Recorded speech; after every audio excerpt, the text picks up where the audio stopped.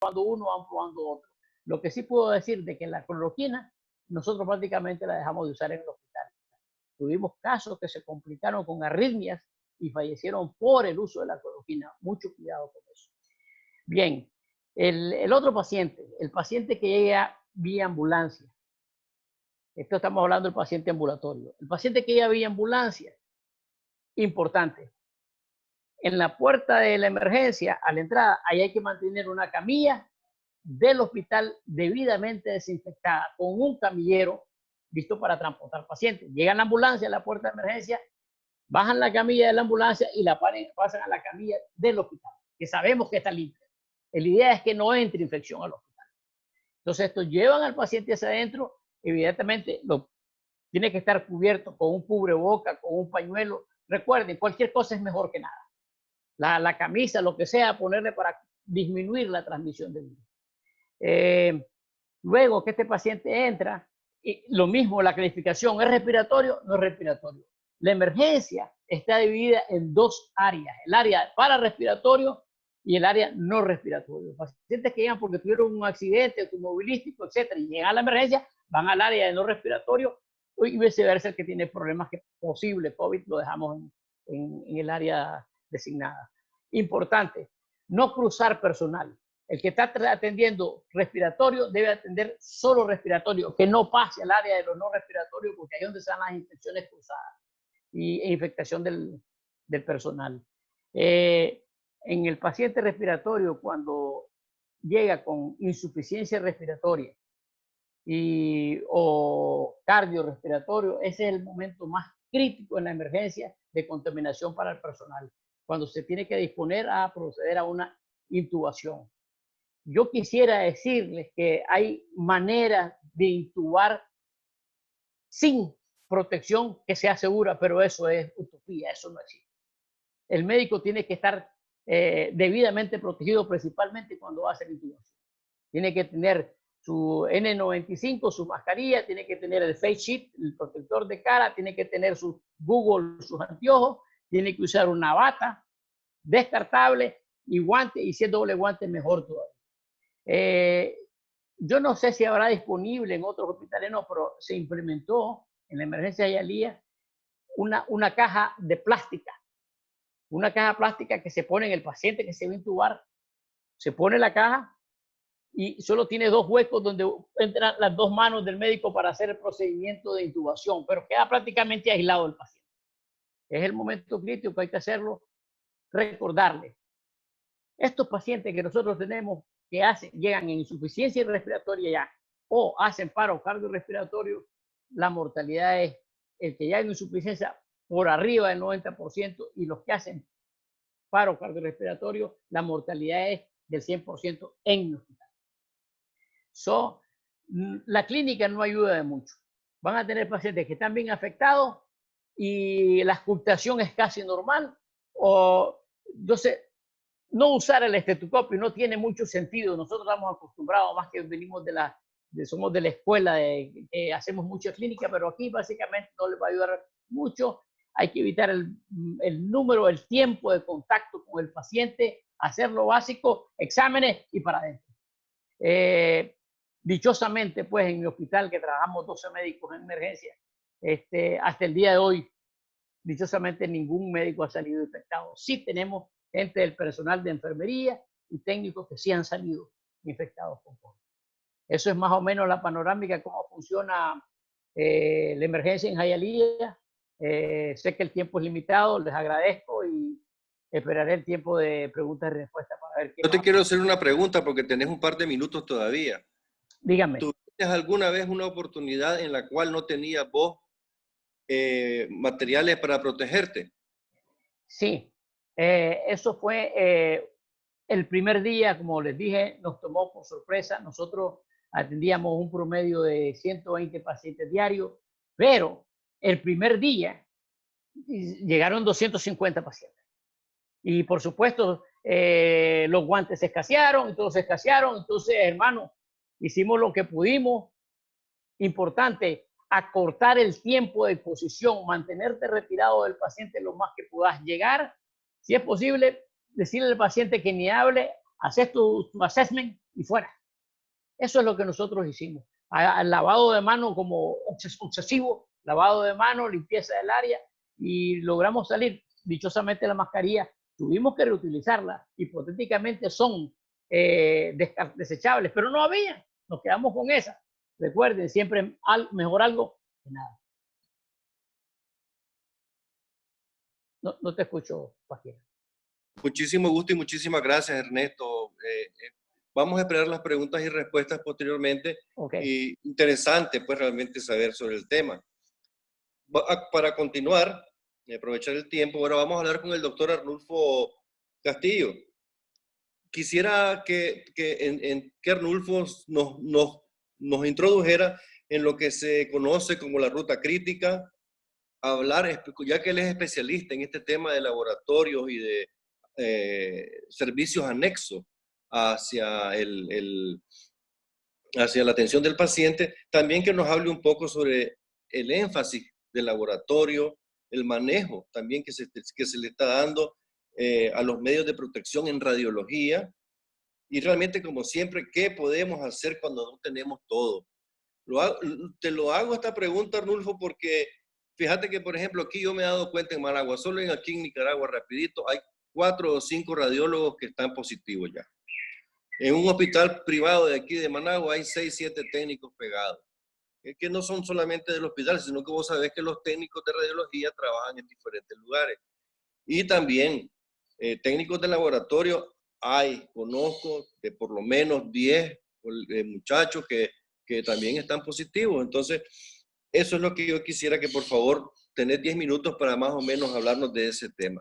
Adelante, Arnulfo. Ok, muchísimas gracias, Paquier. Gracias a todos los que se conectaron el día de hoy para poder tener un poco de conocimiento sobre nuestras experiencias. Saludo a todos los colegas y maestros que nos están acompañando.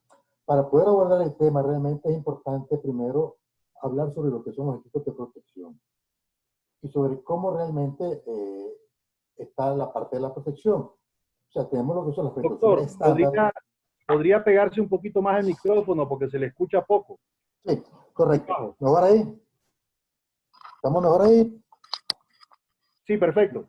Ok, entonces les decía que para abordar este tema tenemos que hablar específicamente de lo que son los equipos de protección y de la forma en que se puede desarrollar la precaución. Nosotros tenemos 2 fases prácticamente o 2 estados de protección, lo que son las precauciones estándar y las que son las precauciones basadas en la transmisión. ¿Cuál es el estándar? Es la que todos debemos usar a diario con relación al abordaje de cualquier paciente. Estamos hablando, como bien nos decía Ernesto, el mantener los 6 pies por lo menos de distancia, el lavado constante de las manos, antes y después de cualquier procedimiento con el paciente. El uso de bata, el uso de máscara, protección de los ojos, guantes, etc. Pero eso básicamente viene a ser la parte estándar. Pero ¿qué es lo que hace la diferenciación entre lo que es el estándar y la propagación de enfermedades? Lo hace el tipo de paciente que vamos a ver. Y estas son basadas en la transmisión. La aerotransportada, la que son por gotas, por saliva, o la que es por contacto. Lógicamente, en las 2 primeras estamos hablando del uso de máscaras, ¿verdad? Y en el parte de contacto, pues únicamente la protección con tu bata, pues, y tu guante, lógicamente. En el caso del COVID, esto es una combinación de las 3. Entonces, nosotros no podemos abordar un paciente de COVID si no estamos preparados con una N95, si no estamos con nuestras batas, con nuestros guantes, con la protección de la cara y de los ojos.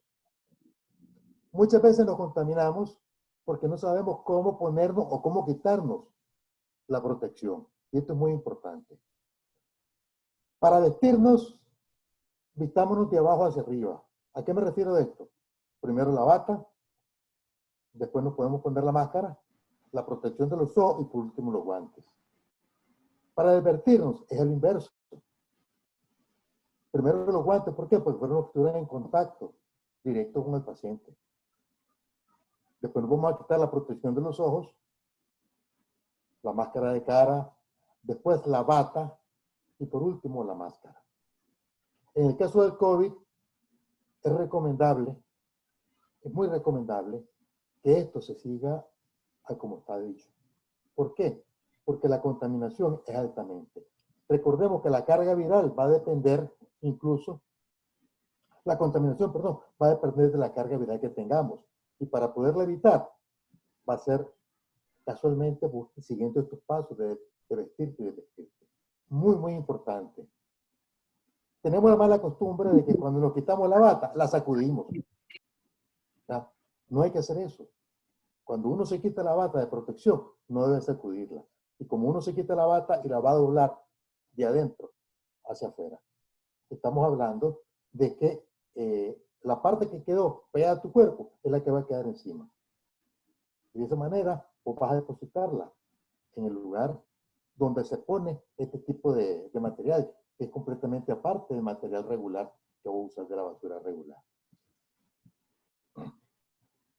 Cuando hablamos me decía Pasquier, sobre la ruta crítica del paciente.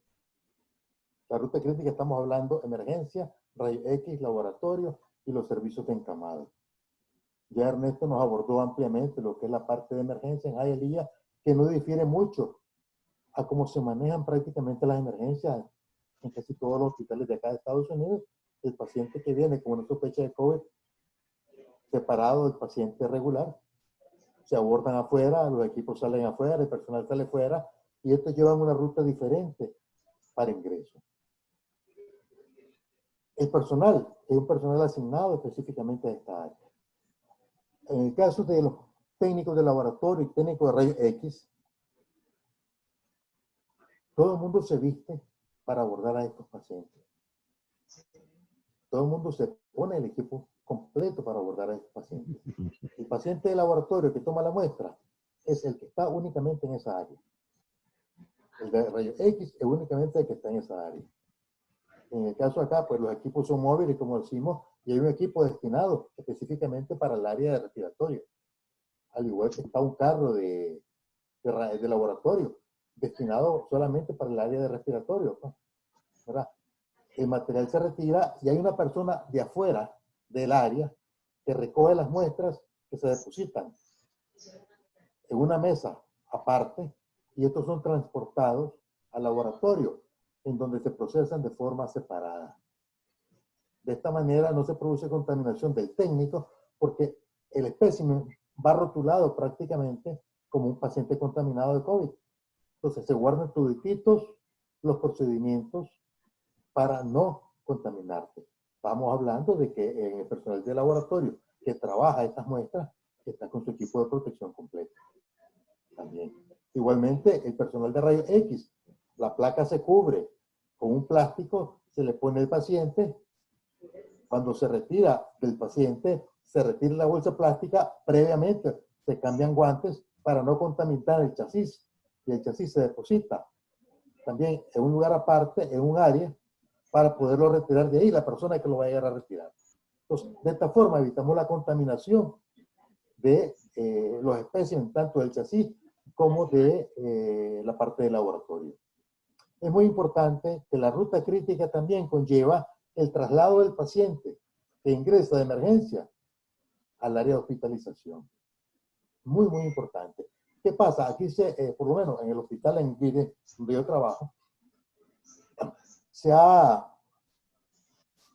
establecido un código para que el área se pueda despejar el área en donde el paciente va a ser trasladado.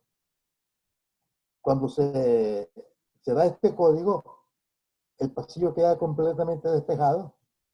Existe un único ascensor por donde suben los pacientes a los diferentes servicios, ¿verdad? Y, lógicamente, detrás de este paciente viene el equipo de limpieza haciendo la desinfección completa. El ascensor queda estacionado en el área o en el servicio o en el piso donde se alojó el paciente y ahí se produce la limpieza. Esto de forma general. Ahora, vamos al el problema que realmente tenemos en Nicaragua. Cuando no se tiene el equipo de protección. Bien nos decía Ernesto, algo es menos que nada, algo es más que nada. nosotros podemos perfectamente utilizar mascarillas o hacer mascarillas en nuestros hogares. Ya, nosotros tenemos la facilidad de ser innovadores en Nicaragua.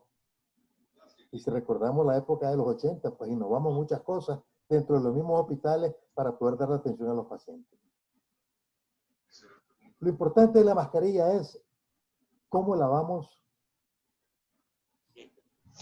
a elaborar. O sea, elaborar una mascarilla en casa tiene que ser una persona, si la vamos a hacer a nivel industrial, por decirlo así, pues tal vez una persona que se dedicó a hacer la mascarilla, pues esta persona tiene que estar lógicamente en un ambiente limpio para poderlo hacer. Ya, la mascarilla, lo importante de ella es que nos dé protección, que nos baje la carga viral. Porque lógicamente la N95 es la que nos va a dar un 95-98% de seguridad. La quirúrgica nos va a dar un 75-80%. La casera, la que nosotros podemos realizar en casa, el pañuelo que nos podemos poner, la camisa que nos podemos poner ya por último, pues como decía Ernesto, nos va a dar una protección que va del 45 al 50%. Lo importante es tratar de bajar la carga viral que nos permita poder tener menos posibilidades de una infectación masiva. Mientras menos carga viral tengamos, mayores posibilidades tenemos nosotros de evitar el contagio. Lo importante es, ante todo esto, es cómo cubrirnos, qué cubrirnos. Nosotros respiramos por la nariz y hablamos por la boca, todos lo sabemos, pues. Entonces, ¿por dónde nosotros podemos transmitir el contagio? A través del habla, a través de la saliva. Entonces, hay que cubrirse la boca con lo que sea. Respiramos por la nariz y por ahí tomamos todititas las partículas del virus. Entonces, importante, está además decirlo, es cubrirnos la boca y la nariz con lo que sea. Pero lo importante es cómo vamos a utilizar esta máscara que estamos nosotros mismos haciendo, ¿no? Si estamos trabajando en un área de COVID o de supuestamente COVID y no tenemos el equipo, la única máscara que tengamos, la vamos a utilizar solamente en esa área. Y vamos a utilizar otra máscara para salir del área. ¿Por qué esto? Porque no vamos a transmitir enfermedades cruzadas, las enfermedades nosocomiales, que somos nosotros mismos quienes las transmitimos en el hospital a través del equipo que andamos. No vamos a salir con la bata que estamos usando. Si tenemos una sola bata, pues esa bata va a ser utilizada por una sola persona solamente en estos casos. Si no tenemos botas para podernos meter ahí, pues, está de más decirlo. ¿Cuántas veces no lo hicimos en el pasado? Pues ponernos bolsas plásticas en los pies para evitar la contaminación y después desechar estas bolsas plásticas. Pero todo depositarlo en lugares destinados para áreas contaminadas y no cruzarla con el área o la basura regular, porque entonces estamos produciendo una contaminación. La carga viral va a ser mayor. Mientras más basura tengamos contaminada, va a ser mayor la carga viral. La protección de los ojos. Bueno, esa es otra cosa muy importante. Pues, podemos nosotros implementar. La vez pasada yo estaba viendo cómo de una botella de Coca-Cola se podía hacer un face shield, un protector de cara. Pues, lo importante es tener algo que nos permita protegernos a nosotros para evitar que nos contaminemos, ¿verdad? Pero a la vez de eso, evitar la contaminación exterior.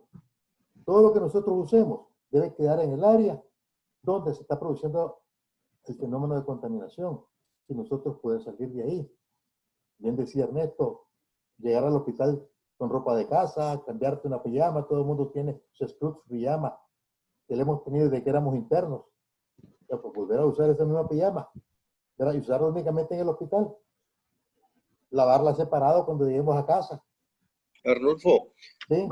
vamos a esperar, vamos a ver si ya Ángel está con nosotros para darle chance y luego te vamos a dar un poquito más de chance, pues, para que podamos hablar un poquito más del tema. ¿Te parece? No, perfecto, excelente, hermanos, porque este tema es muy amplio y la verdad que hablarlo en tan poco tiempo, más bien dejaría la oportunidad que los colegas pudieran hacer las preguntas en base a sus necesidades y en base a las necesidades mismas que están teniendo en los hospitales, que es lo que más va a ayudar a ellos, ¿no? No hay ningún problema. Demos la entrada a Ángel. Vamos entonces a ver si ya está conectado Ángel. Sabemos que Ángel tenía turno hoy, ¿verdad? Y posiblemente desde el mismo hospital esté en conexión. Quisiera ver, Ángel, si ya estás aquí con nosotros.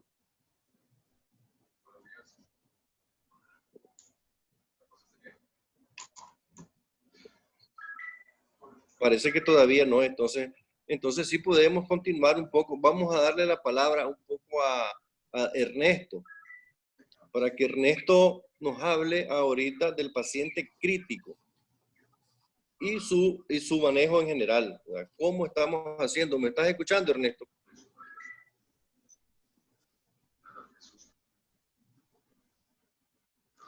Casi no se escucha.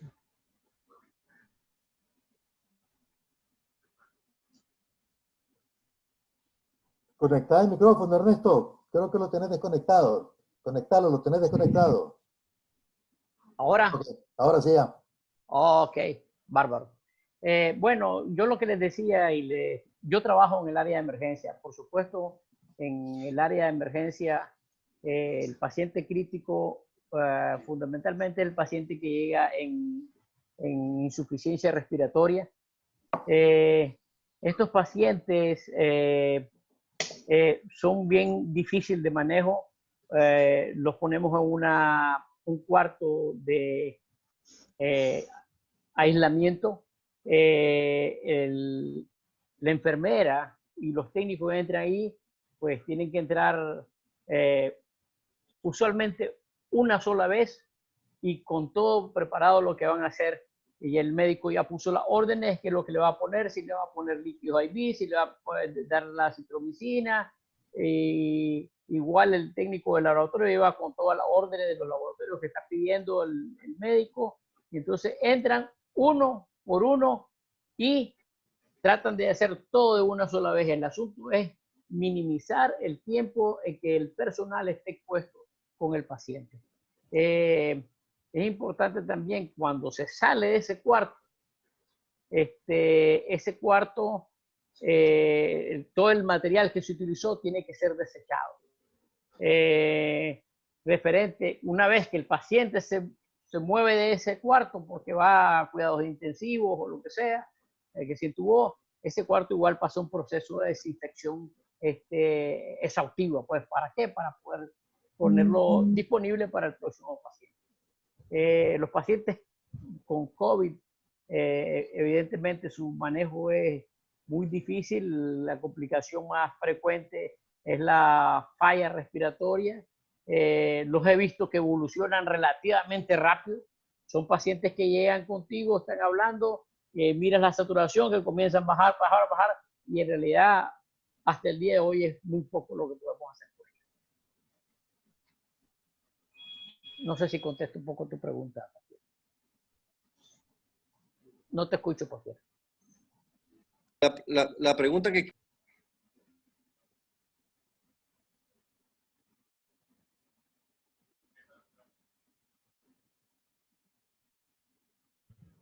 Tenés apagado el micrófono, Pasquier, por si estás hablando. ¿Quién intuba a los pacientes? Es una de las preguntas que yo quisiera que me contestara. ¿Cuál es la capacidad instalada que realmente se tiene y hasta dónde llega esa capacidad?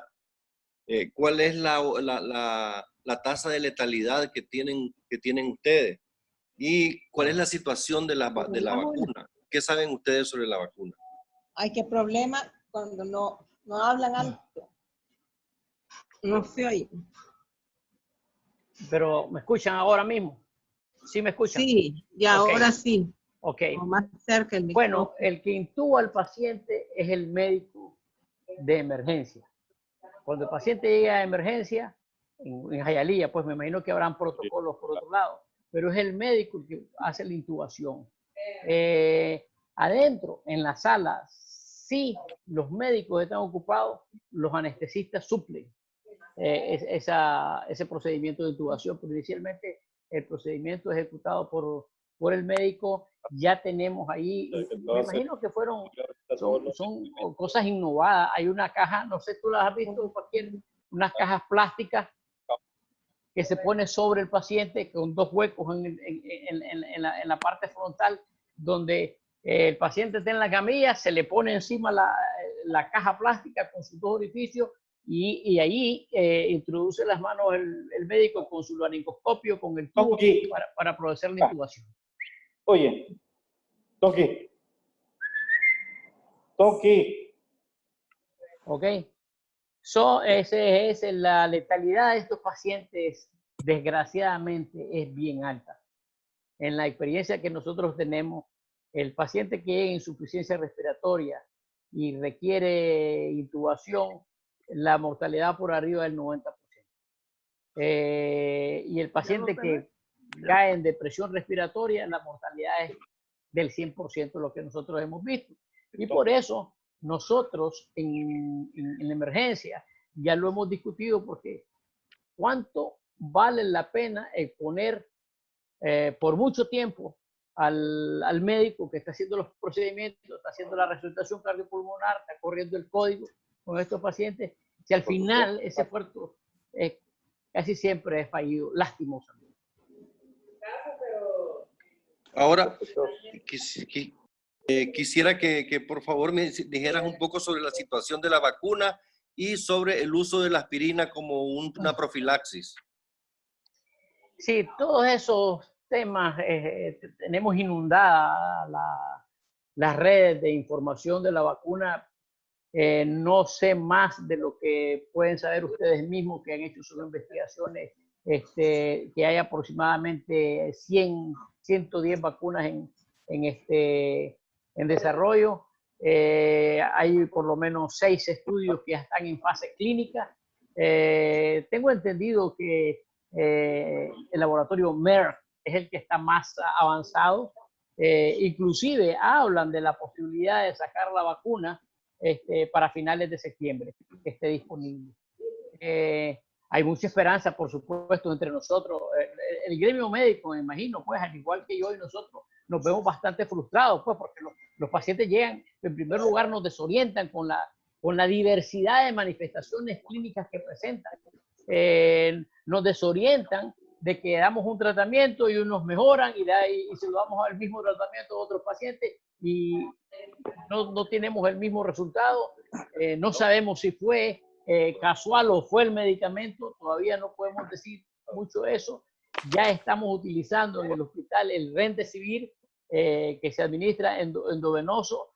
Lo mismo, no tenemos los resultados que nosotros esperamos. Se está utilizando los sueros de pacientes convalescentes con anticuerpos. Eso es hasta el día de hoy lo que mejor nos ha resultado en el tratamiento de la experiencia en el hospital de Ajayán.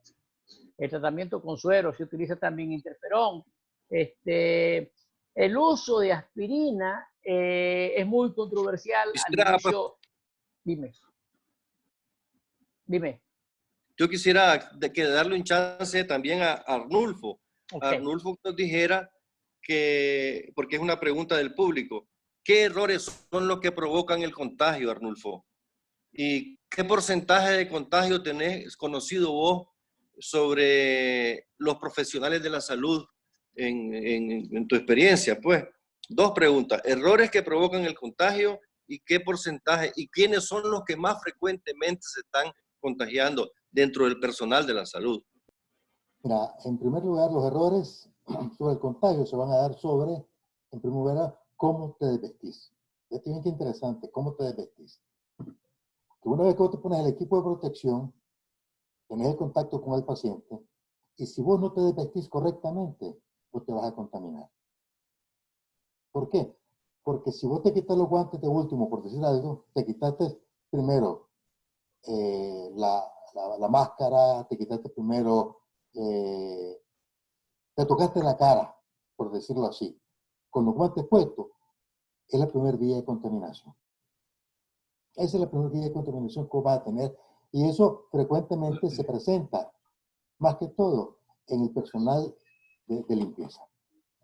Porque a veces cuesta poder educar a eso. El personal de enfermería por descuido puede pasar esta situación generalmente. Ahora, ¿qué pasa con el personal médico? Y hay que decirlo bien claro, pues, a veces el personal médico llega y entra sin la debida protección a los cuartos. Es una vía de contaminación más rápida que hay. Se han venido educando en este sentido, ¿verdad? Porque antes por lo miraba que entraban a los cuartos y con coto se ponía una máscara, pues. Evitaban el vestirse. Ahora lo están haciendo, se están vistiendo, ¿verdad? ¿Pero por qué? Porque la educación que se recibe con relación a lo que es la vía de transmisión no se estaba dando adecuadamente.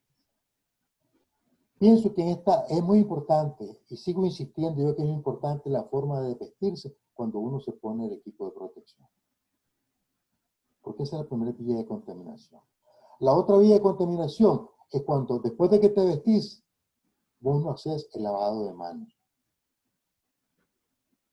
El lavado de manos es muy Ahora, importante. disculpame, Arnulfo, ya está Ángel con nosotros. Ángel perfecto. Navarro, que trabaja en Madrid, España, emergenciólogo máster y especialista en medicina familiar. Ángel, ¿me estás escuchando?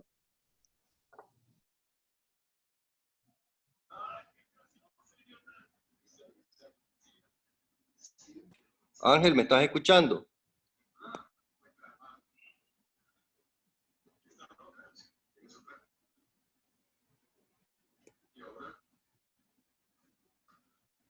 ¿Me estás escuchando, Ángel?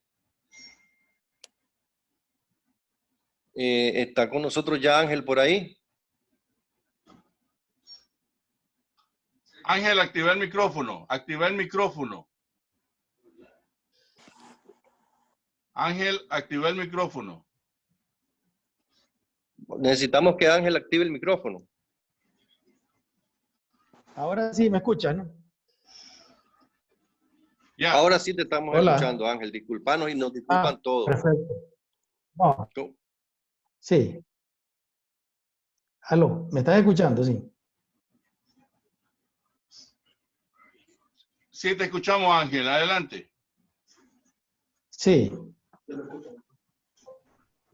¿Por dónde iba la...? Es que me he incorporado un poco tarde porque estaba trabajando y entonces El vine lo manejo más pronto. Sí.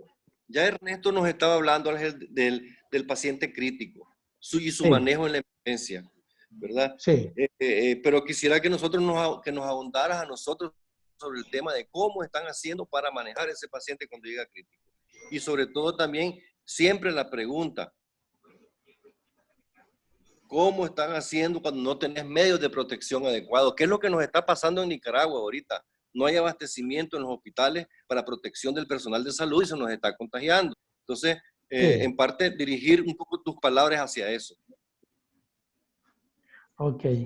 Bueno, siempre, digamos, ahorita nos encontramos en un escenario mundial de contaminación universal y, digamos, en este momento me da la impresión, por lo que estamos viendo ahí en Nicaragua, porque las noticias corren aquí también, aquí vemos las noticias de Nicaragua por las televisoras, y entonces el escenario que se encuentran ahí es de una transmisión comunitaria que es sostenida y generalizada, pareciera que en este momento, como lo estuvimos al inicio nosotros aquí.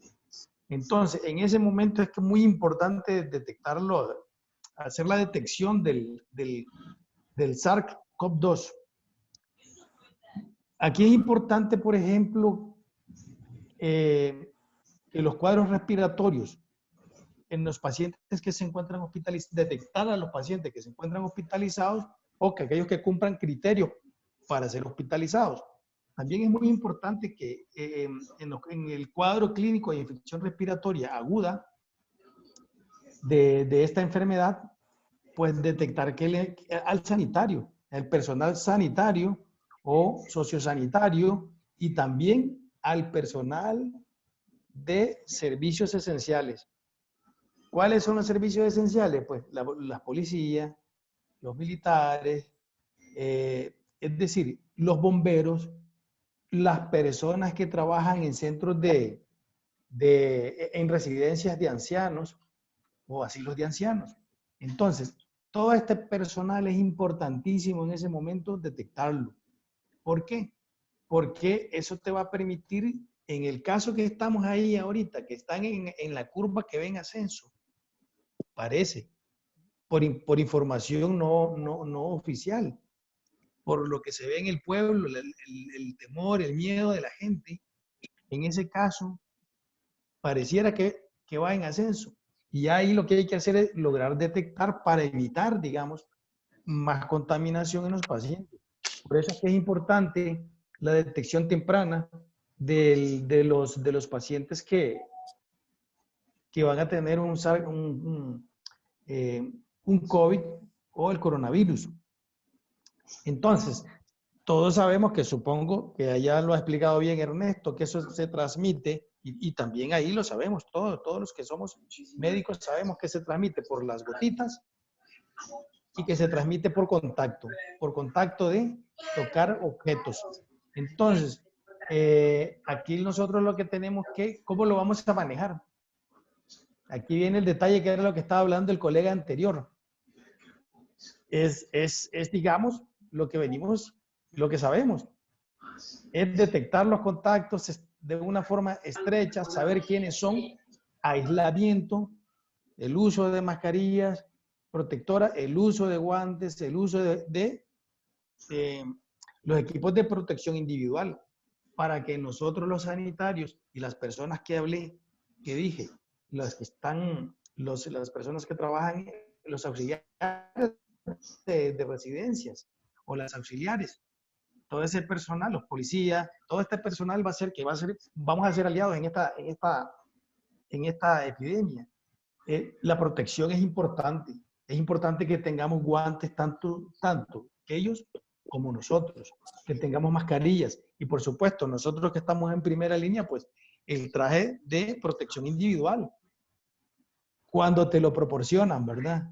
Porque los test y los equipos de protección tiene que aportarlos o darlos los que están interesados o las personas interesadas en mitigar, digamos, esta crisis que es humanitaria, digámoslo, porque no tiene otro nombre, que es humanitario, porque vamos a ayudar a nuestros pacientes a costa de nuestras propias vidas, de nuestra propia salud y de nuestras familias.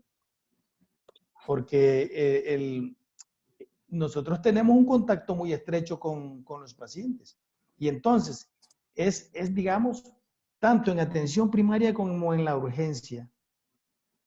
El manejo y seguimiento de los profesionales que estamos en contacto directo. Vea, fíjese que hasta el día de ayer habían aproximadamente 100,000 sanitarios en todo el mundo infectados por coronavirus.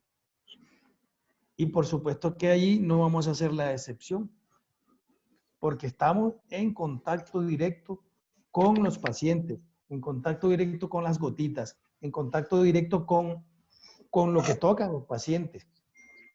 Es decir, medidas preventivas sí se tienen que tomar, pero también tenemos que tener los equipos o que nos proporcionen los equipos que vamos a poder utilizar para poder dar y continuar con esta nueva epidemia que se ha llamado posteriormente la nueva normalidad, para vivir y convivir con ella. Pero ahora que tenemos la epidemia encima, pues nosotros, los sanitarios, somos los que tenemos el riesgo laboral de adquirir la enfermedad si no tenemos las medidas de protección adecuadas.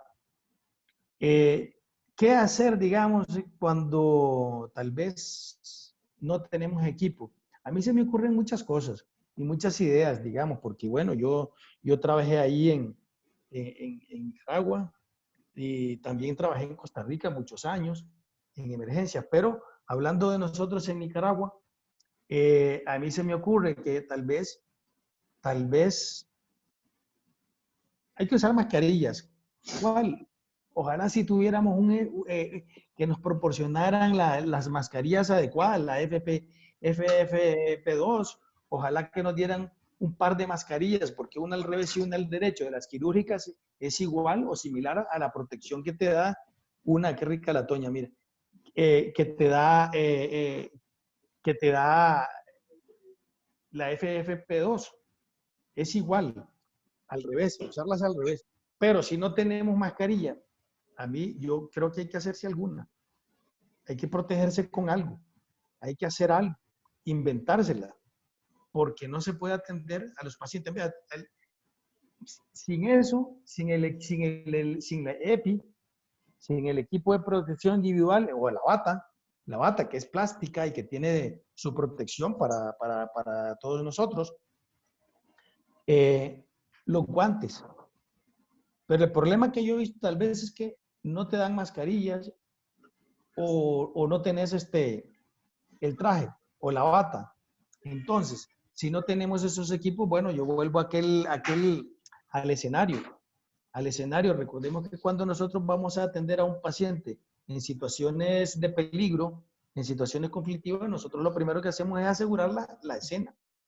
Y asegurar la escena es que primero tenemos que tener nuestra protección para poder salvar otra vida, porque si no, somos 2 lesionados, 2 heridos o 2 bajas. Entonces, y ese es un principio real de primeros auxilios, y no nos pueden condenar por no prestar la atención en ese momento cuando no tenemos la escena asegurada.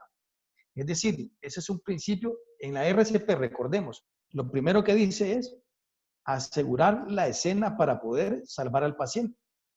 Si no tenemos la escena asegurada, en este caso, trasladándolo a esta epidemia que es contagiosa y que también podemos morir, que el virus ya lo conocemos todos, lo peligroso que es. Entonces, si no tenemos, no estamos seguros o no nos aseguran, no podemos atender y luego no nos pueden acusar a nosotros de que hemos violado el código de ética médica o que hemos violado el principio de auxilio y nos vayan a condenar por no hacerlo. Y es que estamos exonerados si no tenemos el equipo adecuado. Entonces, partiendo de eso, pues si no tenemos más, ocurre que hacerse una máscara también de completa, hay que usar gafas también, dependiendo de la especialidad, ¿verdad? Si vamos digamos, no es lo mismo en urgencia una persona que va a intubar a un paciente o en la atención primaria que también lo vaya a intubar. Hay que tener unas gafas que sean con montura completa, con protección completa, que estas las venden en las ferreterías. Yo, de hecho, yo me compré una en la ferretería y es la que uso, y es la que limpio todos los días y es la que porque me siento más seguro. A pesar de que me dan otras gafas, es la mía, digo, en esta estoy seguro. Luego, se puede hacer uno, o si no, lo que he visto yo es que la gente se hace unas láminas para tener una protección completa de la cara. Por supuesto que el traje, si no tenemos traje, a mí se me ocurre, fíjate que, hombre, el nicaragüense es somos muy creativos, Y entonces, yo sé que allí, yo recuerdo que aquí se hacían unos capotes plásticos. Yo si me tocara que trabajar ahí, o aquí mismo, yo me pondría un capote, me lo pongo al revés, con sus manguitas, y por supuesto que ahí tendríamos que tener a 2 personas, porque 2 personas, una que te limpie, que te esté limpiando con este traje con agua con cloro diluido, que bien lo explicó en un video la doctora Somarriba, que dicho sea de paso, un saludo si nos está oyendo, que es una pediatra que hizo una explicación bien detallada de cómo usar el cloro para esta epidemia. Si no tenemos hidroalcohol, que es más caro, pues hay que detener eso. Lo ha explicado, pero perfectamente y clarísimo, como para que lo entienda una persona que trabaja en el mercado oriental y lo entendamos nosotros los médicos, los profesionales. Entonces, yo también he visto que yo haría eso, usar ese capote y tener a alguien que te lo esté limpiando, porque ya lo explicaba el colega anterior, lo abriría por detrás, porque quitárselo, el riesgo no está en tenerlo puesto, o tener los guantes, o tener la máscara, el riesgo está en quitárselo, en el caso nuestro que somos sanitarios. Y los guantes, por supuesto, ahí sí ya no tendría que inventarme. porque si no, me llevo unos de cocina, por decirte algo, porque la protección, vuelvo otra vez al mismo, el principio de auxilio al paciente o al socorro, estaríamos exonerados si no tenemos, si nuestro escenario no está seguro para entrar en acción. Dicho sea de paso, podemos ver que al inicio ha pasado en otros países, ha pasado aquí en España también, y en todo el mundo, en China, en Corea, en todos lados, han pasado que tal vez un descuido que hagamos, que se nos olvide, y ahí viene el problema de la contaminación, de que nos contaminemos o nos infectemos con el coronavirus. No sé si se me queda algo a mí de la respuesta. Ángel, tengo unas preguntas ahorita Sí. que me gustaría que la contestaran. Una va dirigida a Ernesto. Ernesto dijo de que no se está usando la cloroquina. Entonces alguien pregunta, ¿qué es lo que estás usando? ¿Verdad? También hay una pregunta, hay un par de preguntas a Arnulfo. Sí. ¿Cuántas horas de trabajo recomiendas para evitar la carga viral alta? Y también si el contacto diario también realmente tiene efecto en el contagio. Y después una pregunta para Ángel. ¿En qué momento consideras necesario vos intubar a un paciente? En orden, Ernesto, Arnulfo y Ángel. Ok, ¿me escuchan? Y discúlpenme, después vamos a entrar a las preguntas y respuestas, y la persona que primero ha levantado la mano es la doctora María Delma Mejía, que le vamos a dar oportunidad de que también con un minuto de chance para que nos haga la pregunta que ella tiene que hacer. Sí, ¿me escuchan? ¿Me están escuchando? Sí, te estamos escuchando. Ok, referente a la cloroquina, en el inicio de la pandemia, nosotros ya tenemos 2 meses y medio de estar con la pandemia. Al inicio, la cloroquina plus acitromicina era el protocolo de entrada. 2 cosas pasaron. En primer lugar, que los resultados que obteníamos nosotros en nuestra población, nuestros pacientes, dejaban mucho que desear. No mirábamos la diferencia entre darles y no darles. Algunos pacientes le daban otro, porque ¿qué es lo que pasa? Que el hospital no ha adoptado un solo protocolo específico para aplicar. Nosotros admitimos al paciente, hay un board de admitting physician que reciben el paciente en la sala, y ellos, como por asuntos de liability, ellos utilizan los protocolos con los que ellos se sienten más confortables. Además que ha habido mucha confusión con el manejo, el tratamiento del paciente con COVID. Sumado a la pobre respuesta que se dio con la cloroquina y el incidental caso, tal vez por mal uso, por mal seguimiento, por mal control de pacientes que se nos complicaron con arritmia y fallecieron, entonces generó un poco de temor. Recuerden, aquí en los Estados Unidos un SUB es asunto serio, y aquí el médico se cuida tremendamente de la práctica que está haciendo. Ahí están los abogados como lobos afuera esperando de que el médico se resbale para caerle encima. Entonces eso mismo hace una presión de que el médico trate de usar lo menos complicado, no quiere problemas. Y si no veo una respuesta contundente, pues se abstiene, máxima en un ambiente donde hay mucha confusión con el tratamiento. El uso de esteroides. El uso de esteroides igual controversial, pero sí lo estamos utilizando. Nos parece que está dando buenos resultados. En quienes usamos el esteroide, lo iniciamos cuando comienza a haber compromiso respiratorio. Si tenemos un paciente que tiene una saturación de oxígeno 92%, tiene una grafía tórax con un infiltrado multifocal difuso, le iniciamos esteroides, dosis baja, somos conservadores. Hidrocortisona a 250 miligramos dosis de entrada, y después le damos 250 miligramos, algunos usan 125 miligramos diarios por un periodo de 3, máximo 5 días. El uso de aspirina no está generalizado. Lo que sí estamos utilizando en pacientes que llegan en los exámenes tenemos que el D-dimer esté elevado, sí se está utilizando heparina profiláctica.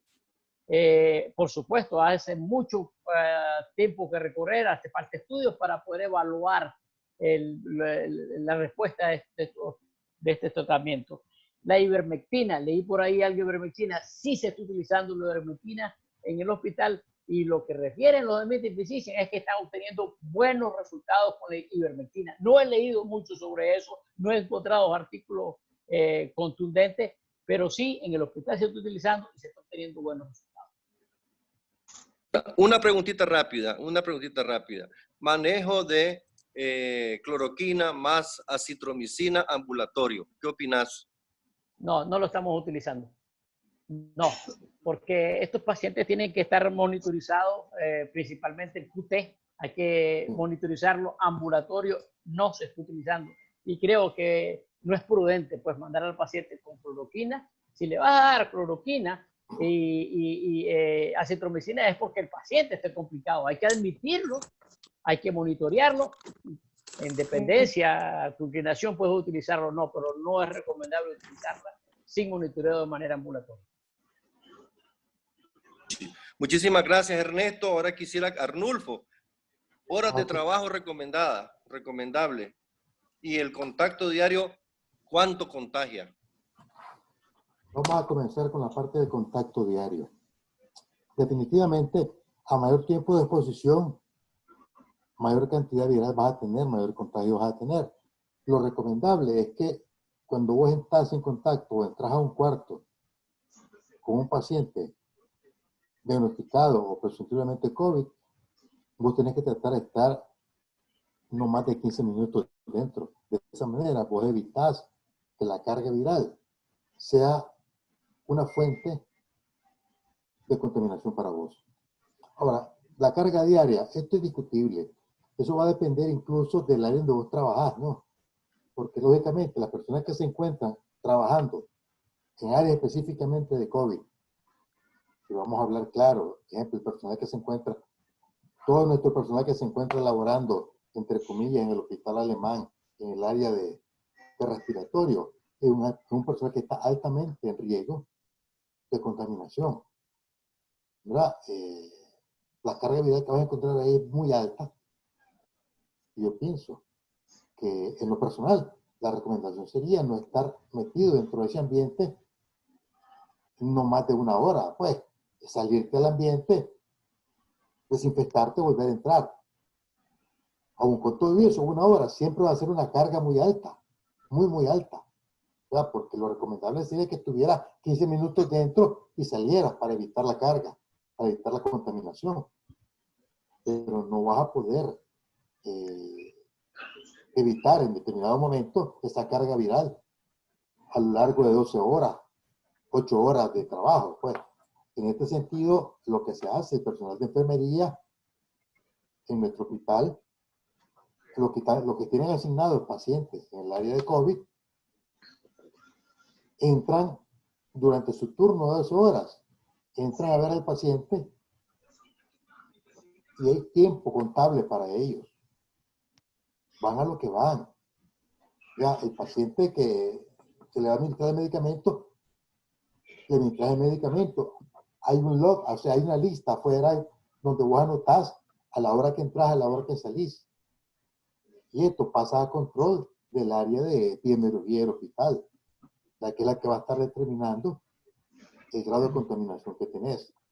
Por otro lado, no solamente el personal de enfermería, todo el personal que entra a estos cuartos tiene que registrarse, tiene que anotar el tiempo que va a estar ahí.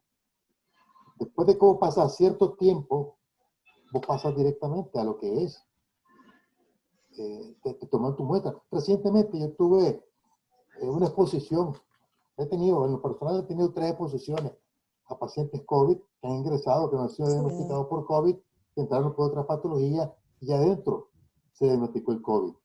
Entonces, ¿qué es lo que se hace en estos casos? Pasa a un periodo de aislamiento,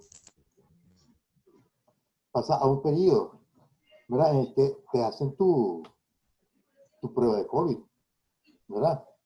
Y en dependencia de eso vas a estar en el proceso de aislamiento, ¿no? Si sale positivo o negativo. Afortunadamente, he salido negativo las 3 veces que se me echó la prueba, ¿no? ¿Verdad? Pero eso va a depender del grado de protección que vos tengas. Porque no es lo mismo que vos entres a un cuarto sin tu mascarilla a que vos entres sin mascarilla. No es lo mismo que vos entres a un cuarto con un paciente que no está diagnosticado con COVID, pero que entres con la protección, considerando que estás en un ambiente en donde cualquiera puede ser COVID. Al menos entrar con tu mascarilla y con tu protección de cara. De esa manera vos vas a bajar la carga viral. Ya. Perfecto. Quisiera que me ahondaras un poco entonces sobre las horas de trabajo, Arnulfo, que vos recomendás que debe tener el personal para evitar el contagio. Mira, esto es discutible y eso es discutible en dependencia, como te digo, del área. Ejemplo, laboratorio. En laboratorio se trabajan 8 horas nada más. El personal que está procesando muestras de COVID es un personal que está con todo su equipamiento. Porque está manipulando líquidos, está manipulando líquidos corporales. ¿Verdad? Entonces, ¿qué tiempo trabaja esta gente? 8 horas. Pero estás hablando de un break cada 2 horas. ¿Ya? Para poder de esa manera liberar un poco. Entonces, lo que se recomienda es eso, pues, tomar un break al menos cada 2 horas, ¿verdad? Para retirarte. Y esto es en todos los ambientes. Enfermería lo hace de igual manera, un break cada 2 horas. Rayo X lo hace de igual manera, un break cada 2 horas. ¿Verdad? De esa manera, pues, estás liberando un poco tu carga. Lógicamente, lo importante aquí no es tanto el tiempo que estés, sino cómo te vas a proteger. Porque si vos vas a salir con el mismo equipo que vos entraste, tus 2 horas de trabajo dentro del ambiente COVID, vas a salir a otra área, de nada sirvió las 2 horas que estuviste ahí porque te contaminaste, pues contaminaste a toda la gente. ¿No? Entonces, pues se recomienda al menos un break de 15 minutos, por lo menos 15 minutos cada 2 horas. Te quiero hacer una pregunta rapidita, la última para vos, para que me la contestes rápido. Mira, aquí estamos acostumbrándonos a que el técnico va a la sala COVID a intubar pacientes, ayudar a intubar pacientes y regresa a la emergencia o regresa al quirófano a atender pacientes electivos que no son COVID, la misma persona. Sí. ¿Qué opinión te merece eso? No, bro, me vas a disculpar, pero esto es estás haciendo una transmisión nosocomial, pero tremenda, brother, ¿oíste? O sea, en todo caso, si solamente tienes un técnico, fíjate bien, entubaste al paciente, quítate toda la ropa con la que entubaste a ese paciente. Si te puedes bañar en ese momento, bañate. Si no te puedes bañar, por lo menos lavate la mano, lavate la cara. Ya, y te cambias tu ropa, brother. Y te vas a cambiar todo. Estamos hablando de todo, tu bota, el scrub que andas puesto, o sea, la pijama, la máscara, todo, brother, te va a cambiar. Y te vas a lavar bien tus manos. Y no hablamos de 20 segundos. Y ese mismo, discúlpame, y si ese mismo personal hoy sube a atender a pacientes COVID y mañana ya lo metes en el quirófano, ¿es posible? Explícate mejor ahí, porque, o sea, vos podés meter al mismo técnico al quirófano hoy y mañana, pues, pero si él tomó las recomendaciones, el quitarte toda la ropa que andabas utilizando cuando estuviste con el paciente, que es lo primero. El lavado de manos, que es primordial en este caso, ¿no? ¿Verdad? Debe haber un área para que vos te bañes en el hospital, por lo menos para que te desinfectes. Ya, para poderte meter a un área limpia. Ya, y si no lo hay, pues, brother, o sea, agarremos la manguera y nos echamos agua y jabón en el patio, ¿no? Pero tenemos que tratar. Ok, perfecto. Quisiera que le diéramos chance entonces ahora a Ángel que nos hable sobre cuándo intubar, Ángel. Criterios clínicos para la intubación en el paciente con COVID. Bueno, te voy a hablar en forma general porque no hay una fórmula de decir cuál paciente sí y cuál no. Cada caso es individual. Digamos, un paciente que entra en distrés respiratorio y todos sabemos que ya que está desaturado, que está hipotenso. Entonces, el paciente que está en distrés respiratorio va a depender de muchas cosas. En el caso de la epidemia, ¿verdad? En el caso de la epidemia del COVID, hay muchas cosas ahí. Una, del grado de infectación que tenga. o sea, tenés una radiografía que te va a ir indicando cómo va ese paciente, cómo va a evolucionar, de las analíticas que tenga, de los marcadores que tenga ya como factores de riesgo, de mal pronóstico y de las patologías agregadas que tenga el paciente. Muchas veces puedes intentarlo o querer hacerlo, pero si el paciente, si es un paciente que tiene muchas patologías sobreagregadas, si te das cuenta que este paciente no va a ir más allá, pues no se va a poder entubar. No va a ser lo deseable. Y muchas veces es compasivo en estos casos de epidemias sobre todo cuando estás en ascenso, ¿verdad? Cuando la curva va en ascenso, en el pico de ascenso, que no tenés la capacidad como en los días normales que conocemos. Entonces, aún así, los intensivistas tienen sus criterios de ingreso a las urgencias, incluso en condiciones normales.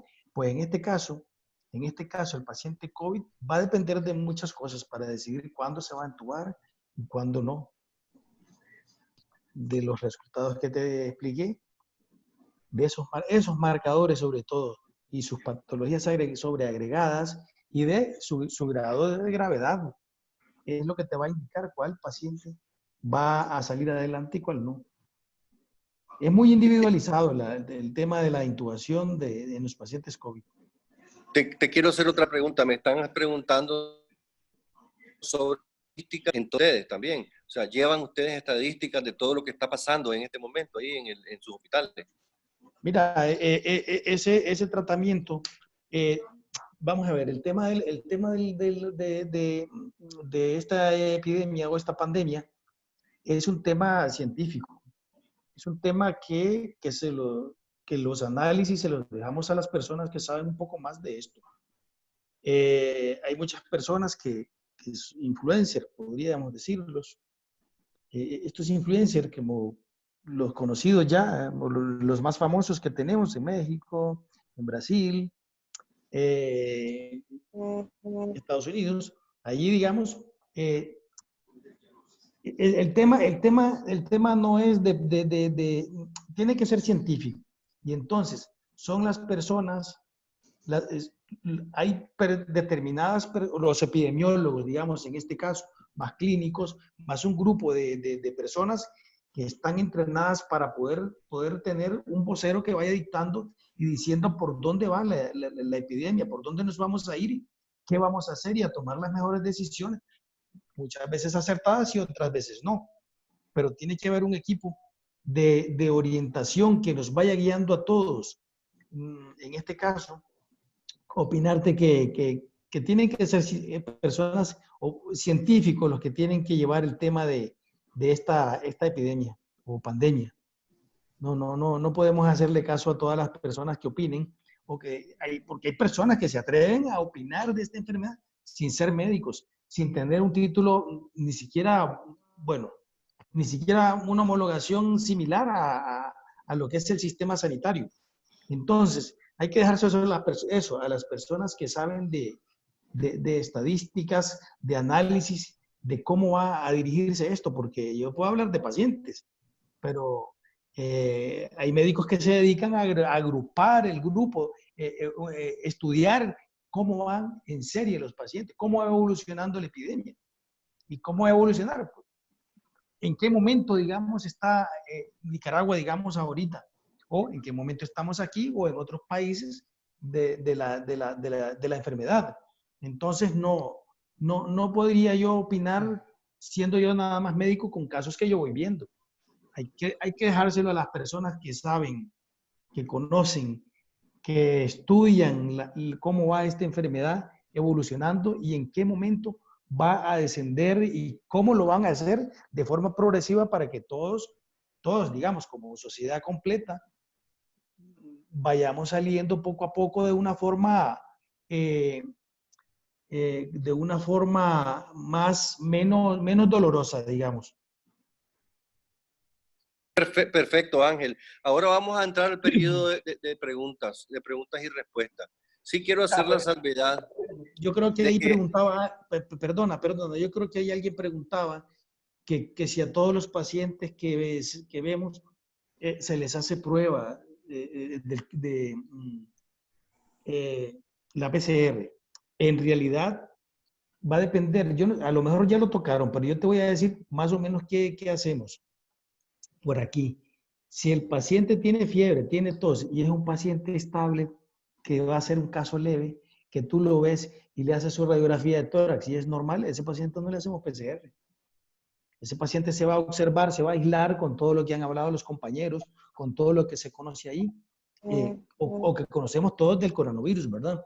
Entonces, ese paciente le vamos a dar el alta con recomendaciones de aislamiento por 14 días y otras personas en atención primaria o su médico va a llevarle seguimiento. Puede ser que en algún momento se considere, pero recordemos que la PCR va a ser útil en los primeros 7 días. Ahora no, esto cambia todos los días, los protocolos cambian ahí, creo que lo mencionaba Ernesto, los protocolos cambian y ustedes lo van a ver conforme a la experiencia que van adquiriendo ahí del coronavirus, cómo cambian los circuitos dentro del hospital, van cambiando y los circuitos dentro de atención primaria cambian todos los días.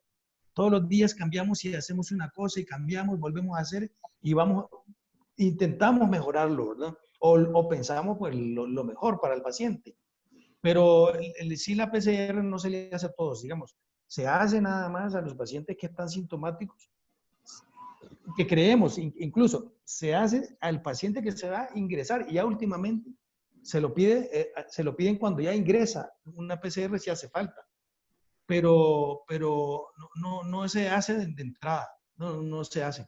Se hace una radiografía, es muy útil y son muy útiles. Mira qué importante que son los radiólogos en esta epidemia, porque son incluso los que nos dan las pautas de cómo va ese paciente a evolucionar.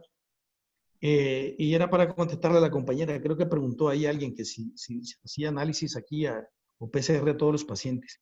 Perfecto. Vamos a darle la palabra a la doctora María Delma Mejía, que nos la ha estado pidiendo. Siempre quiero hacer la salvedad de que estas intervenciones, que son preguntas, no son análisis ni son comentarios, tienen máximo 1 minuto para hacer esa pregunta. A ver, doctora Mejía. Sí, buenas tardes, saludos a todos, bendiciones por todo este plus de esfuerzo. Mi pregunta trató de contestarla sin querer el doctor Ángel. Mi pregunta es, el paciente acude al hospital, a su puesto de salud, a su asegurado, por tos, por fiebre, por dolor en la garganta, y que estaba bien y ahora está así. Entonces se le da tratamientos a casa. El paciente vuelve a regresar 4 días después porque sigue siempre delicado, ¿verdad? Siempre no ha mejorado y que él se siente peor. No, continúe. Allá vuelve a llegar y ya lo hospitalizan. No, va rápido, va a hospitalizarse.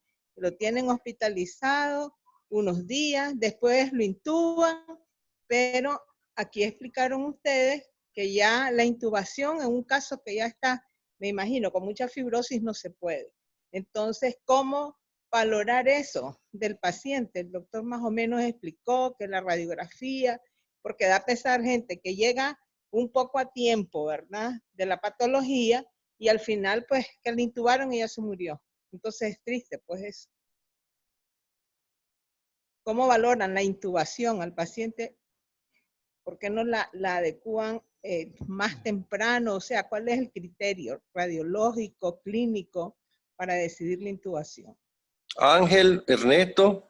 Sí, con eso que acaban de mencionar ahorita, es bien interesante y frustrante saber de que todavía los científicos de la medicina, los médicos, no hemos logrado la fórmula perfecta para parar esto. Personalmente, yo he tenido casos como el que explicó la doctora, que llegó la primera vez, un poco de fiebre, poca tos, radiografía limpia, a su casa asintomático. Volvió a llegar 5 días después, un poco más de tos, saturando bien, radiografía normal, a su casa. Llega 7 días, 6 días después, ya ni quieren llegar, porque siempre los mandamos para atrás. Llegan 7 días después y ya llegan con saturación bien baja, ya llegan con un infiltrado difuso bilateral. seguro no estamos haciendo las cosas bien. Es ahí porque nosotros hemos implementado dar acitromicina en esos pacientes que están sintomáticos para tratar de beneficiarlos. Sabemos que es cloroquina, el problema de la cloroquina es el monitoreo del QT. Pero otra cosa quería mencionar respecto a la radiografía, sí nos ayuda, pero no nos ayuda lo que nosotros quisiéramos. Yo he tenido casos de que la radiografía está limpia, leída por el radiólogo como normal, por la lectura oficial del radiólogo normal, y el paciente está saturando 90%. CT scan infiltrado difuso, ¿qué es lo que está pasando?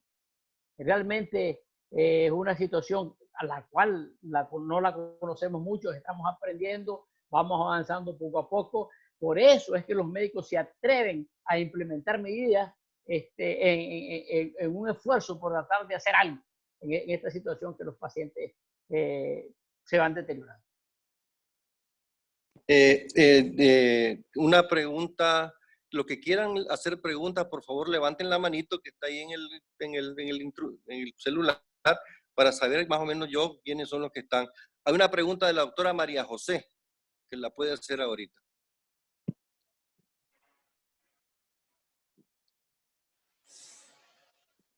Yo tengo una pregunta para Arnulfo, entonces, mientras María José se conecta. Y es que, ¿qué sabe usted del pánico en el personal? ¿Hasta dónde está afectando el pánico en el personal sanitario? Bueno, la verdad es que es una pregunta bien interesante, ¿no? Porque sí existe pánico. Sí existe pánico y se han presentado incluso renuncias, ¿verdad? Tanto en enfermería, en laboratorio, rayos X, el personal de limpieza. Pues, sí hay pánico, ¿verdad? Pero ¿qué pasa con este pánico? A veces lo tenemos por desconocimiento de cómo vamos a abordar al paciente. Porque no es lo mismo que nosotros abordemos o entremos a ver al paciente, ya sea el médico, la enfermera, el rayos X de laboratorio, sin el conocimiento previo de cómo tenés que protegerte, cómo tenés que hacer el uso de lavado de manos, porque no solamente tampoco lavarte las manos por lavártelas. Pues. O sea, el día pasado miraba un par de videos muy buenos de cómo lavarte las manos, ¿verdad? Yo creo que eso es lo importante de todo. Pues nosotros mismos podemos educar a nuestros compañeros sobre la relación del pánico y cómo vencerlo. Porque el pánico básicamente está en función de ¿qué? De la contaminación. Yo no entro porque me voy a contaminar. Yo no hablo porque me voy a contaminar. Incluso hay personas que te dicen, yo ni siquiera lo miro porque me voy a contaminar. Porque desconocemos cómo se produce la contaminación. Hola, mi amor. Dentro del hospital. ¿Verdad? Entonces, nosotros guardamos las medidas de limpieza, las medidas de asepsias. No sé, hazme un favor, ¿dónde tengo que apretar para poder hablar en el Zoom? ¿Verdad? Entonces, evitamos eso, pero sí pánico hay. Y lo hay a todos los niveles. Lo importante es cómo vencerlo. Ya te estamos escuchando, María José. Ah, perdón. Adelante, María José. No, yo lo que le quería preguntar es, yo soy oftalmóloga, ¿verdad? Pero como tengo un programa que tengo un montón de gente regada por todo el país y no tienen acceso a servicios de salud, pues cerca, constantemente, pues preguntan cómo hacemos para protegernos los médicos, porque es como una telemedicina, ¿verdad? Ellos preguntan, nosotros le decimos en qué estado está, pero a veces están en un estado que no pueden ir a un lugar, pero sí pueden conseguir un medicamento en una farmacia. Entonces, yo creo que nosotros aquí estamos en una situación diferente porque no tenemos los mismos accesos de servicios que ustedes, o que la mayoría. Entonces, en esos casos es que yo quiero que nos orienten qué podemos decirle al paciente si ya tiene una opresión en el pecho, qué puede comenzar a tomar aunque esté en las ruinas, pues, no sé, en las minas o en algún lugar así, porque esos son los casos que tenemos aquí. Pacientes que están alejados, que están contaminados y no saben qué hacer. ¿Me escucharon? Sí, sí, perfecto. Sí, te Perfecto, escuchamos. Arnulfo, ¿nos puedes dar alguna respuesta sobre eso? Mira, forma parte de lo que está de la pregunta anterior, es un complemento con relación al pánico. El paciente que se siente afectado entra en pánico también, lógicamente. Pues, el mismo desconocimiento de que el paciente se encuentra con sintomatología de COVID es otro fenómeno importante. El temor de reportarlo al sistema de salud de nuestro país. ¿Ya? ¿Por qué? Porque ya esto estigmatiza al paciente y ya también se siente de que va a ser tomado de su casa, de su ambiente familiar, y lo van a sacar y se va a desconocer después el paradero de él, hasta después ni siquiera saber dónde quedó enterrado. Yo pienso que aquí lo importante es, ante todo, tratar de buscar la sintomatología del paciente, ayudarle. Si el paciente está con fiebre, pues terminar de hacer la triada, fiebre, dolor de cabeza, trastorno respiratorio, para poder hacer a través de esa llamada un diagnóstico presuntivo y buscar cómo orientarlo hacia medidas de seguridad para él y su familia. Y tratar de por lo menos ayudarle a mejorar la parte sintomatológica, pues. Ya, porque este paciente, si no le ayudamos nosotros a que él se pueda aislar y pueda aislar a su familia, vamos a tener un contagio masivo en la familia. Si acaso está o estamos en presencia de un COVID. Ahora, ¿de qué otra forma le podemos ayudar? Que vaya al sistema de salud. ¿Qué va a hacer el sistema de salud con él? Es la pregunta. Si ni siquiera podemos tener el acceso a una prueba, si no podemos tener acceso a una verdadera atención, porque el sistema no lo está permitiendo. A esconder una estadística más es la otra cosa. ¿Va a formar parte de una estadística de qué? ¿Una estadística de muerte? Una muerte desconocida, una neumonía asociada a la comunidad, una neumonía inespecífica. Entonces, ¿de qué forma le ayudamos al paciente? Únicamente ayudándole a que se aísle la familia y tratar de mejorar la sintomatología. Como que lo estamos aislando su cuarentena a él y su familia. A menos de que la situación empeorara, pues, ni modo, tendrá que recurrir al sistema de salud más cercano. Si se encuentra en las minas, como decía María José, pues, el centro de salud que le queda más cerca, ¿cuál será? No sé, pues, yo estuve un tiempo por la mina, sé que está el hospitalito de Rosquita, pues, que ahora sé que existen un par de más de centros de salud por esa área, pues, pero la verdad es que lo importante aquí es el aislamiento. Sí, las condiciones son tremendas. Efectivamente, uno de los grandes problemas que tenemos aquí en Nicaragua es que van a haber zonas en donde va a haber falta total de cobertura, pues, para este tipo de cosas. Si aquí mismo en Managua estamos viendo que no nos estamos dando abasto en hospitales como el Alemán Nicaragüense, donde ya casi hay entre 20 y 30 muertos diarios, imagínate cómo va a ser en las minas, pues, en Puerto Cabezas o no sé dónde. Vamos a avanzar. Tenemos al doctor Tijerino también con nosotros aquí, que está levantando la manito, y al doctor Jaxel. Por favor, Juan, tu pregunta, un minuto para que podamos participar todos. Solo dos observaciones. Recuerden que yo soy un sobreviviente del COVID. Muy importante la recomendación, dos recomendaciones son vitales. Uno, recomendarle al paciente que está ambulatorio una hidratación. El paciente se deshidrata bastante. Por alguna razón da sed excesiva. Segundo, mantener la posición prona, aunque estén en casa. De cada 4 pacientes que van a caer a ventilador, la simple posición prona o de medio lado se evitan que 3 caigan a ventilador. ¿Quiénes pasan a ventilador? Pacientes que tengan frecuencia respiratoria. Discúlpame, ¿cuál es tu pregunta, Juan? ¿Cuál es tu pregunta concreta? Porque eso ya se abordó previamente. Observaciones. Es que alguien preguntó que cuándo intubar.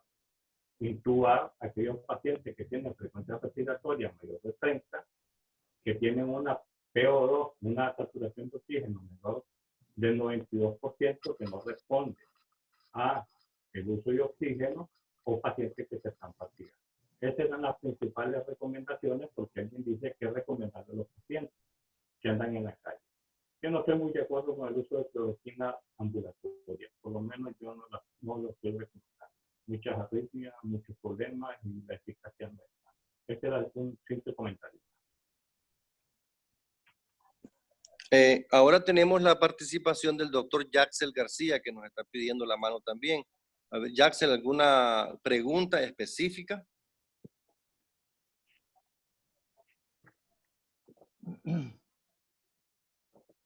Sí, buenas tardes.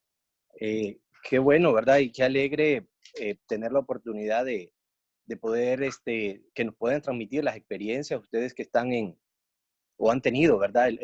El foco en las manos. Yo tengo una pregunta concisa. Bueno, en este caso yo más que todo opero lo que es columna. Hay pacientes con dolor incapacitante en este momento y que están perdiendo, tienen un déficit neurológico progresivo ya con paresia, prácticamente, mejor dicho, parálisis de las piernas. Y ¿cuáles son los protocolos en pacientes no COVID, o por lo menos no demostrado, porque aquí no tenemos una prueba para hacerle a un paciente, y también es un paciente que está asintomático desde el punto de vista clínico? Entonces, ¿cuáles son los protocolos que ustedes están usando en aquellos pacientes que son emergencias, que hay que operarlos, pero que clínicamente no está demostrado ni tampoco tiene síntomas de que sea un paciente COVID? Las mismas precauciones. Bueno, hay diferencia. ¿Me escuchan? Sí. Sí. Mira, aquí lo que se hace, ¿verdad? Lo que pasa es que, bueno, estamos hablando de una economía más potente, digamos. Todo paciente que ingresa a un quirófano hay que hacerle una PCR, hay que hacerle la inmunoglobulina M y la G. Entonces, eso va para que el cirujano se proteja y para que se proteja el anestesista.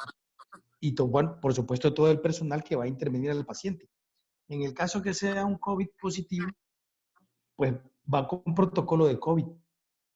Y si no va COVID, pues va a sala limpia. Pero hay que hacer las pruebas para que tú digamos, como cirujano, pues no corras el riesgo. O todo el personal que está metido en una sala.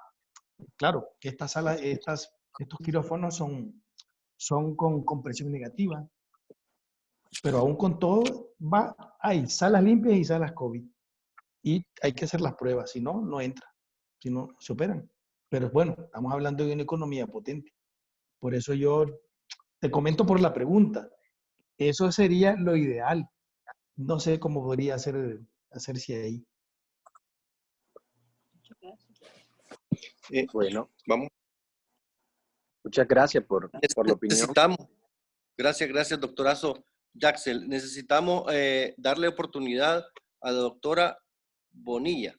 Bonilla, que te está pidiendo la mano, y quisiera que por favor, pues con el tiempo limitado, porque ya vamos a ir paulatinamente esto cortando, proponiéndoles que nos volvamos a reunir en corto tiempo en alguna otra actividad parecida a esta.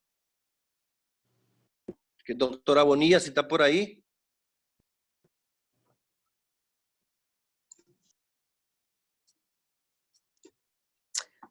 Por compartir sus saberes y experiencia.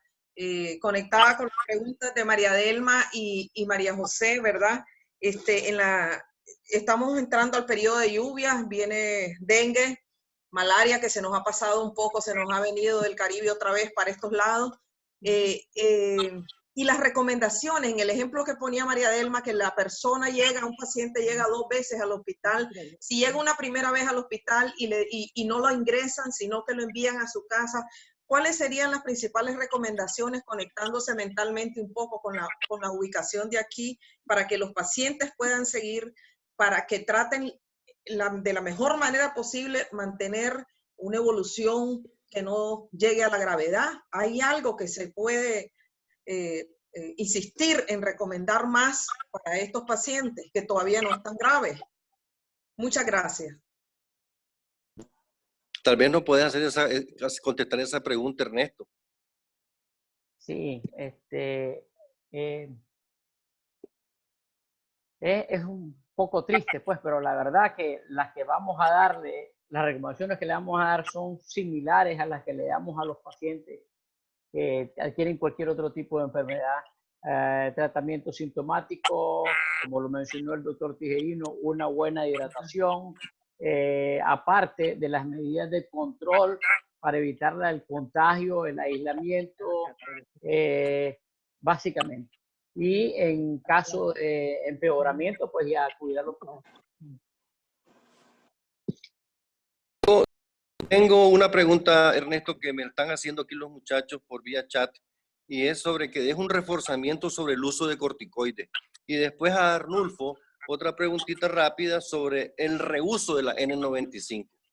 Vamos, Ernesto, uso de corticoides. Sí, el uso de corticoides, inicialmente, nosotros tenemos 2 meses y medio de estar en esto, más o menos.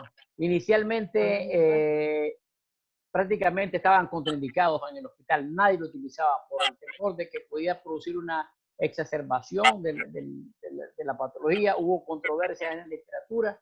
La tendencia actual en este momento es que sí se están utilizando cursos de esteroides cortos.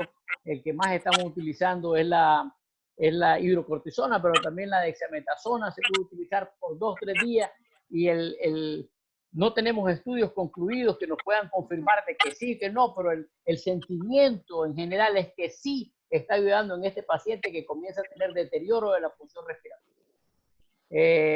Y algunos de ellos que llegan, hemos tenido muchos casos, pero quiero decir, de pacientes que llegan saturando bajo, que tienen el infiltrado multifocal, que les ha aplicado estos protocolos de una manera o de otra, y que los pacientes han mejorado. Y en muchos de ellos se ha estado utilizando el esteroide. Me imagino que en el futuro habrán estudios que determinen con precisión, pues, la utilidad o no, pero en este momento nos estamos dejando llevar por el sentimiento y por lo que nosotros en los resultados no tenemos a nivel local. La apreciación final es que sí, están mejorando. Discúlpenme, vamos a darle oportunidad a la doctora María Delma, que pide otra vez su intervención para una pregunta, y luego vamos a escuchar a Arnulfo, que nos hable sobre el reuso de las N95.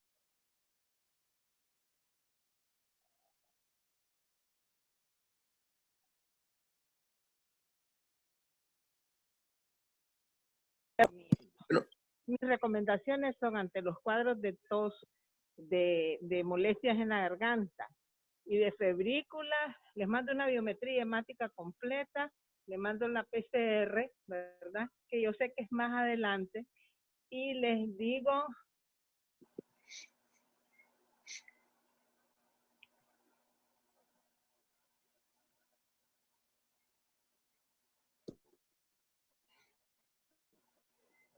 Perdí el audio. Perdí el audio, no se escucha. Perdí el audio, entonces.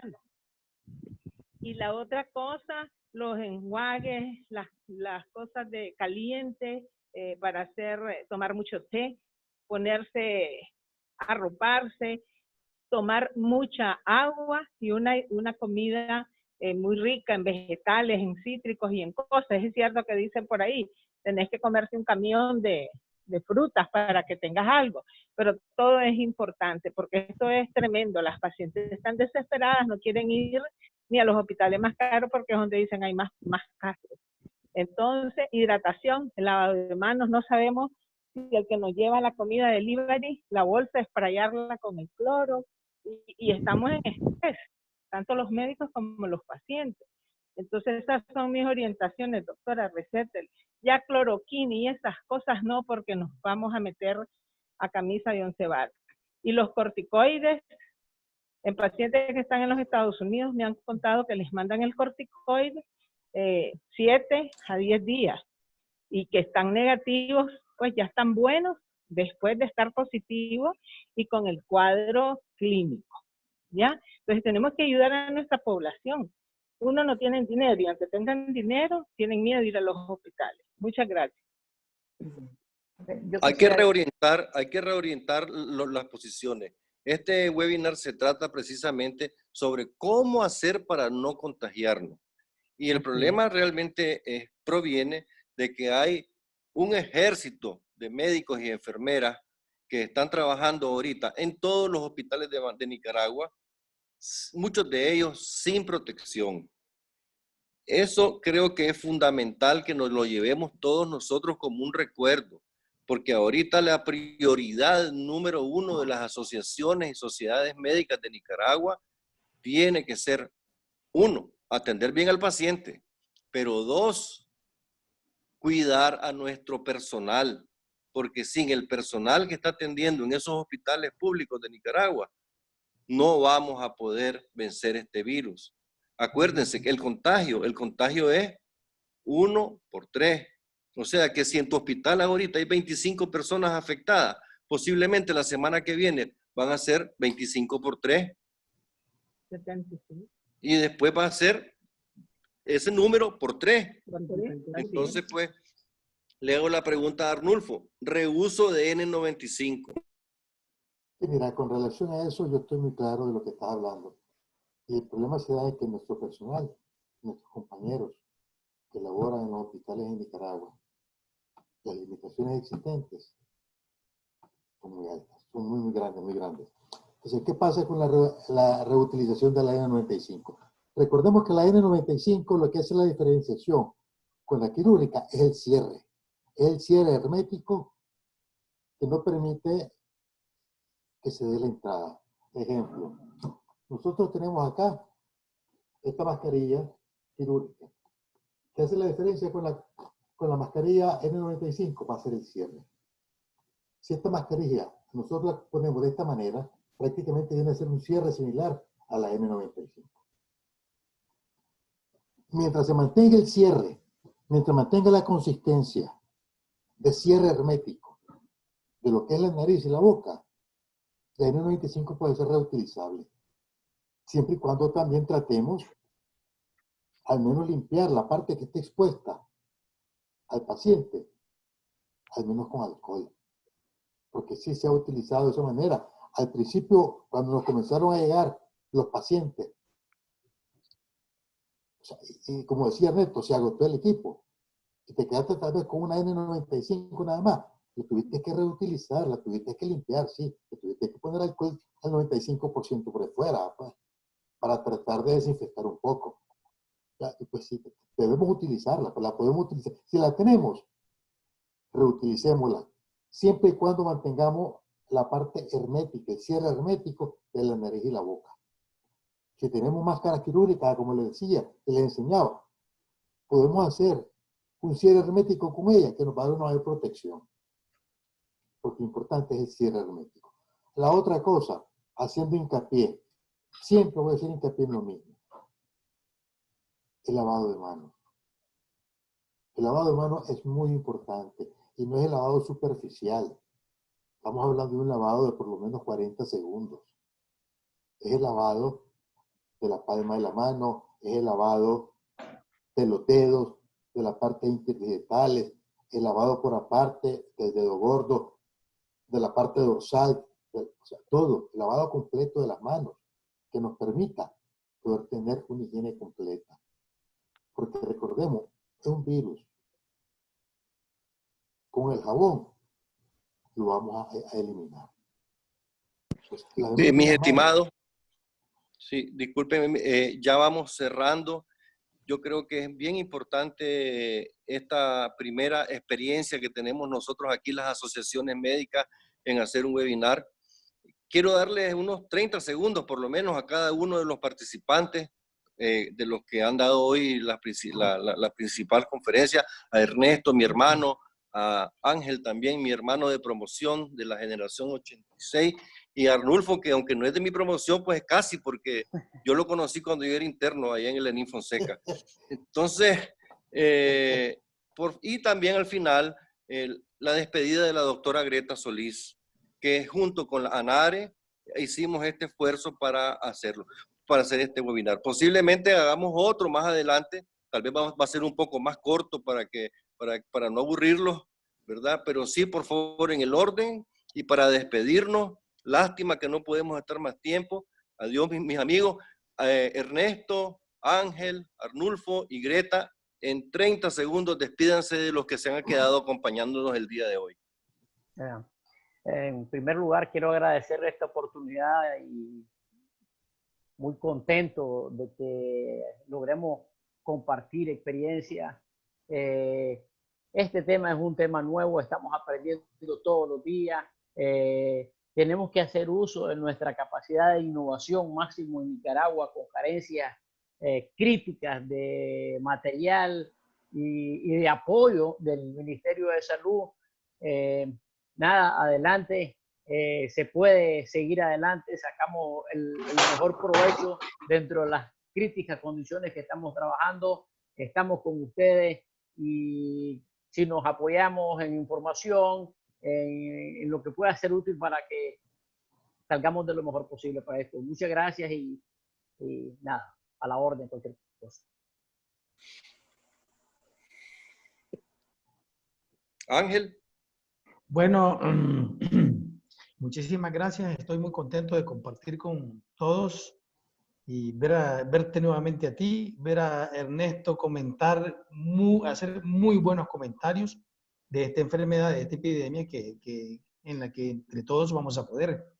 Sin embargo, quiero dejar como mensaje, no bajes la guardia ante el COVID-1, no bajes la guardia con los equipos de protección individual. Sigue haciendo uso en cada momento de ellos. En las reuniones, los médicos tenemos que mantener la distancia para poder, de 1 metro, si podemos más, para poder evitar que nosotros nos contaminemos. En las cafeterías, igual, quitarse la mascarilla hasta que estamos sentados. Hay que tener, reforzando nuevamente lo de Arnulfo, el lavado de manos importantísimo. Quitarse los anillos, ahora ya anillos, todas aquellas cosas, o las alhajas, ¿no? Eso ya no sirve. En esta epidemia hay que quitarse todo eso. Eso no conviene, porque nos podemos llevar a nuestra casa el COVID. Y muchísimas gracias a todos y espero que nos vamos a ver. Pero que todo, gracias Paquier por la invitación, gracias a la Asociación Nicaragüense, a la Asociación Médica Nicaragüense. Ante todo, pues, importante, seguiré remarcando desde el punto de vista epidemiológico lo importante evitar y cortar la ruta de transmisión, la distancia, como bien decía Ángel, el lavado de manos, sigo insistiendo en ello, el poder hacer uso de los equipos de protección, aunque no los tengamos todos, pero al menos protegernos nosotros, porque no podemos nosotros trabajar y curar si nosotros estamos enfermos. Recordemos eso. Nosotros somos quienes vamos a defender la salud de la población. Por lo tanto, tenemos que defendernos nosotros también. Utilicemos los medios, por muy escasos que sean. La N95, si la tenemos, usémosla, desinfectémosla. Y cuando ya haya perdido la consistencia, descartémosla y usemos la quirúrgica y la cerramos como una N95, una N95. ¿Verdad? Y bueno, nos quieren siempre, como decía Ernesto, estamos acá para ayudarnos, para apoyarnos. Somos nicaragüenses. Nuestro cuerpo puede estar por acá, pero nuestra alma y nuestra mente está con nuestro pueblo, con nuestros colegas. Gracias. Doctora, para finalizar y despedirnos. Sí, claro. En nombre de la Asociación Médica Nicaragüense y de las asociaciones médicas del país, queremos darle en primer lugar las gracias a ustedes, a los profesores Ernesto, Arnulfo, Ángel y a vos, Roger Paquier, por haber hecho una muy buena coordinación en este día. Y gracias a todos los participantes, que fueron muchos, y esperamos en un futuro regresar nuevamente con más y mejores temas de esta pandemia que nos tiene realmente muy preocupados a todos. Muchas gracias. Adiós todos. Suerte. Mucho gusto. Chao. Bye, bye. Bye, chao, hasta luego. Gracias. Hasta próxima, muchas gracias. Gracias. Doctor Duarte, muy buenas. Felicidades, Roger y doctora Solís. Gracias. Hasta luego, Ernesto. Gracias, Llegamos, doctor. hermano. Hasta luego. Bye bye. Unidos podemos.